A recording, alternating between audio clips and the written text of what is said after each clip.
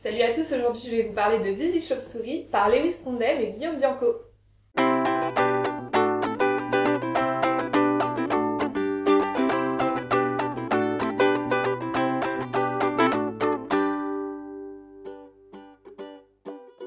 Zizi Chauve-souris comporte 2 tomes pour l'instant. Le second a été publié en mai 2016. Alors, les auteurs, on les présente plus. Lewis Trondheim, on n'arrête pas de vous dire que c'est un mastodonte de la bande dessinée française. Il est à l'origine de plusieurs séries telles que Donjon et Ralphazam, mais aussi de one-shot comme Bloody ou encore Capharnaüm. Et Guillaume Bianco, c'est un auteur que j'adore, qui est à l'origine d'une série que j'adore, qui s'appelle Billy Brouillard aux éditions Soleil. Zizi Chauve-souris est composé de petits strips qui ont, au préalable, été publiés dans les pages du Petit Spirou.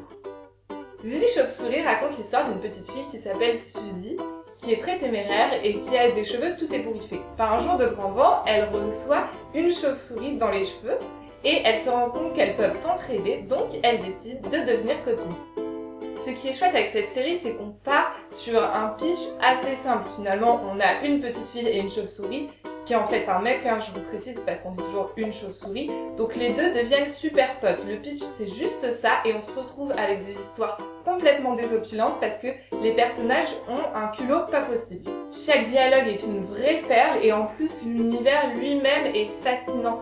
Les deux potes vont se balader dans la nuit et ils vont tomber nez à nez avec des têtes bestioles bizarres, comme par exemple des grosses fourmis zombies.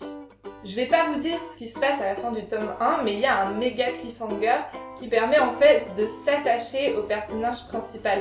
En fait, tout le long des 2 BD, il y a une espèce de fil conducteur présent mais discret qui permet de créer une vraie série. Du coup, on s'attache vraiment aux personnages et on a envie de les suivre jusqu'au bout du monde. Alors si vous aussi vous avez envie de faire la découverte de Suzy et de sa chauve-souris, n'hésitez plus, quant au tome 3, vous pourrez le retrouver en prépublication dans les pages du Petit Spirou.